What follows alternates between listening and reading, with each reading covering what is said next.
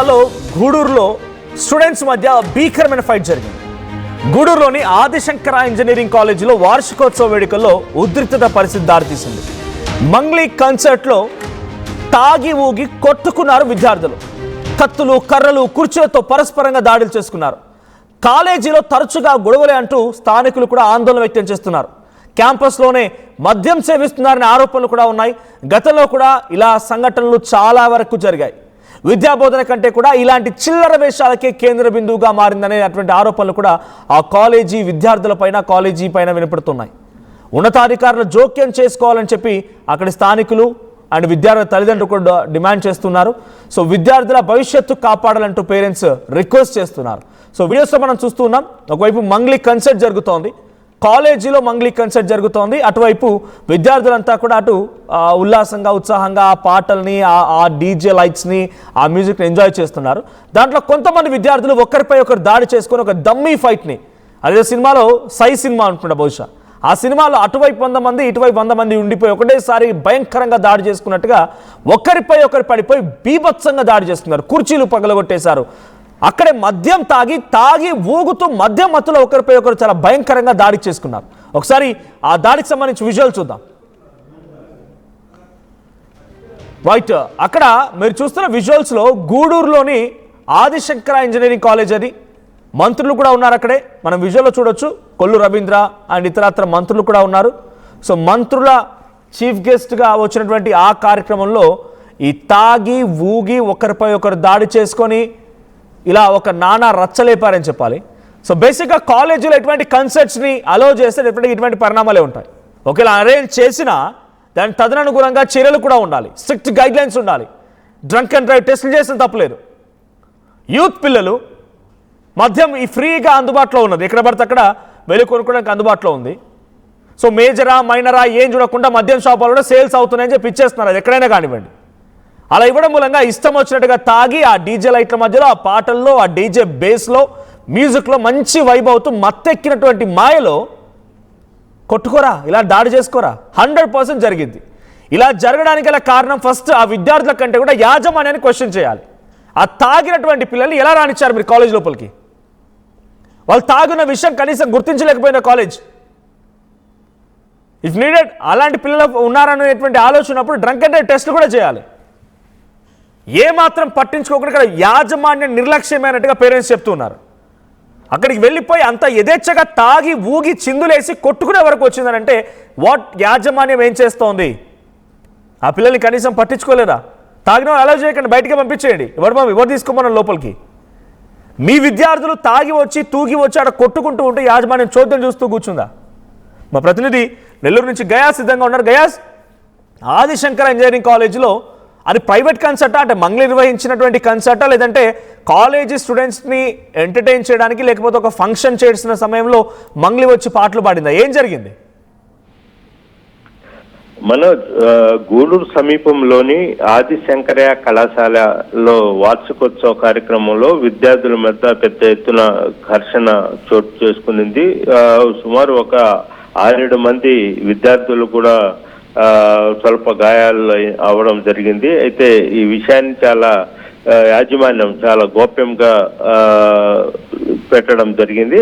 ప్రధానంగా ఆదిశంకర ఇంజనీరింగ్ కళాశాలలు ప్రతి ఏటా వార్షికోత్సవం జరుపుకోవడం వల్ల ఆనవాయితీ. ఇందులో భాగంగానే ఈ ఏడాది కూడా ఈ వార్షికోత్సవం ఏర్పాటు చేశారు. దీనికి చీఫ్ గెస్ట్ గా మంత్రి కొల్లు రవీంద్ర, అదేవిధంగా రాజ్యసభ సభ్యుడు బీదా మస్తాన్ రావు, అక్కడ ఎమ్మెల్యే వాళ్ళంతా హాజరవ్వడం జరిగింది.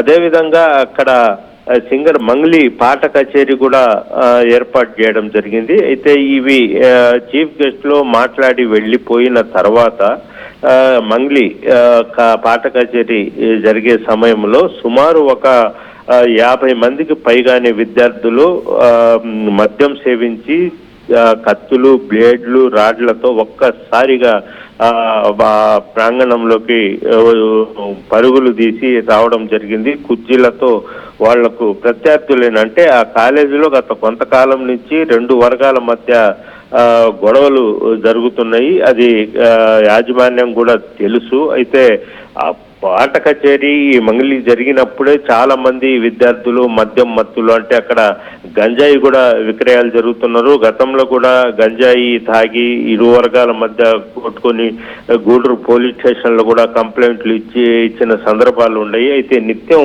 అక్కడ అసలు విద్యార్థులకు పూర్తిగా క్రమశిక్షణ లేదన్న ఆరోపణలు ఉన్నాయి. ఈవెంట్ జరిగింది ఒక ఓపెన్ గ్రౌండ్ లోనా లేదంటే college within the premises లోనేనా?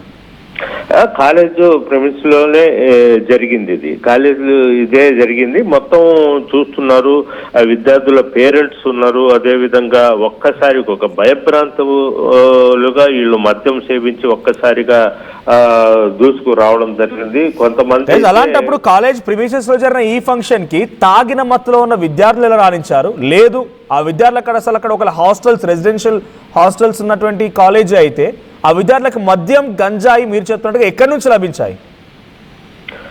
Manoj, ఇక్కడ గంజాయి మద్యము బహిరంగంగా తాగి విచ్చలవిడితనంగా ఉంది. పూర్తిగా క్రమశిక్షణ లేదనే ఆరోపణలు కూడా ఉన్నాయి. పోలీసులు కేసులు కూడా నమోదు ఉన్నాయి. ఎందుకంటే యాజమాన్యం కేవలం వాళ్ళ ఫీజులు వరకే చూసుకుంటున్నారు కానీ పిల్లల చదువులు, అదేవిధంగా పిల్లలు క్రమశిక్షణతో ఉన్నారా ఏంటనేది కూడా చూడరు. సుమారు ఒక 50 మంది విద్యార్థులు మద్యం మత్తు గంజాయి తాగి లోపల వస్తే కనీసం యాజమాన్యం దాన్ని దాచిపెట్టే ప్రయత్నాలు చేశారు కానీ వాళ్ళ పేరెంట్స్ ని పిలిచి మీ పిల్లలు ఈ విధంగా చేశారు లేదంటే పోలీస్ కంప్లైంట్ చేసి భయపెట్టడం ఏది ఇంతవరకు జరగలేదు. ఇది పెద్ద ఎత్తున విమర్శలు అయితే చేస్తున్నారు. అది కూడా ఎక్స్క్లూజివ్ గా ఆర్టీవీకి ఈ విజువల్స్ జరిగాయి. అంటే మీడియాని కూడా వాళ్ళు అంత సులువుగా లోపలికి రానీరు. అంటే ఓ పక్క కాలేజీలో గంజాయి విక్రయాలు జరుగుతున్నాయి, మద్యం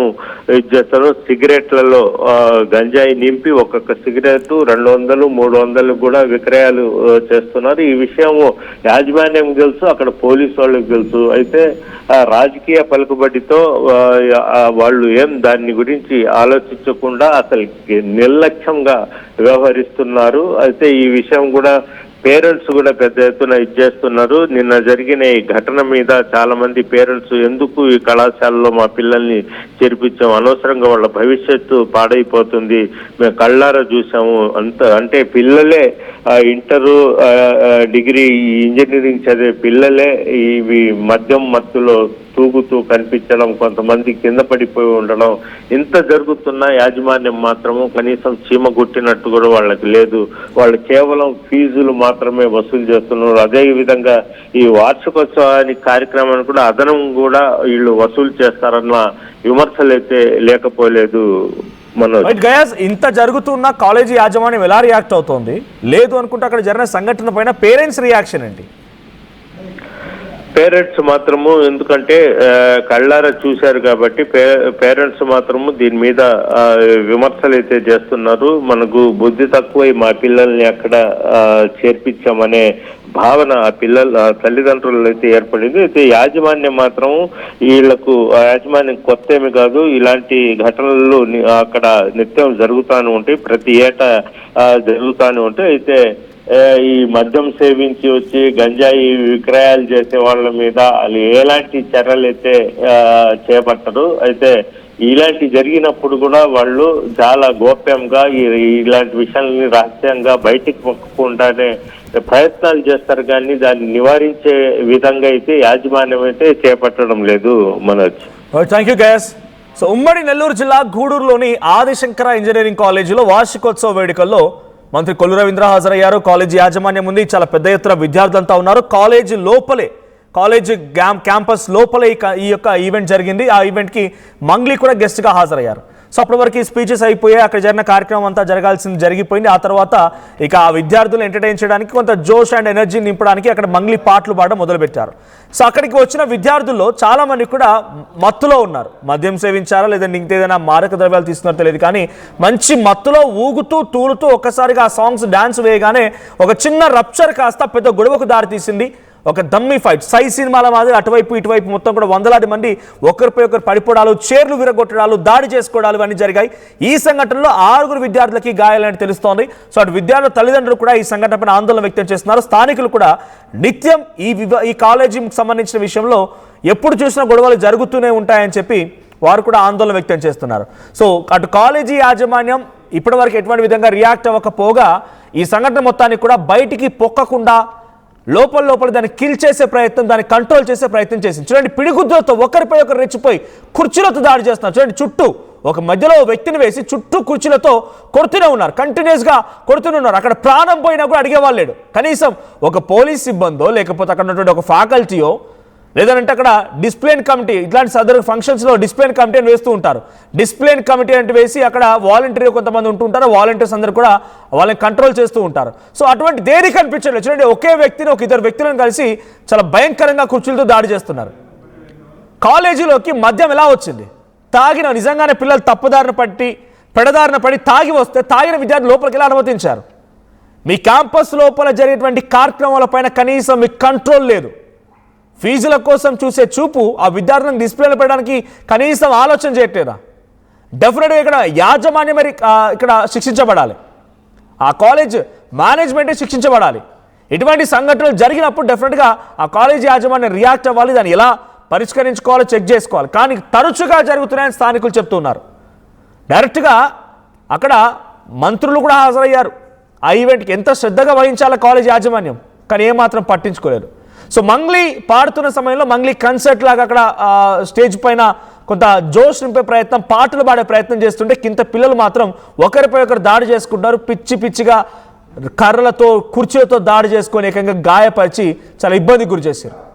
సో ఒకసారి ఆ విజువల్ చూస్తున్నాం. మనం విజువల్ చూసిన తర్వాత మీకేమనిపిస్తోంది?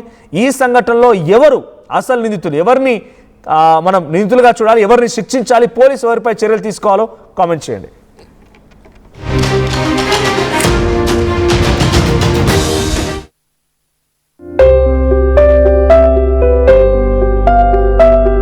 చిన్న చిన్న ఆనందాలు 35 ఏళ్లుగా నా జీవితంలో లేవు.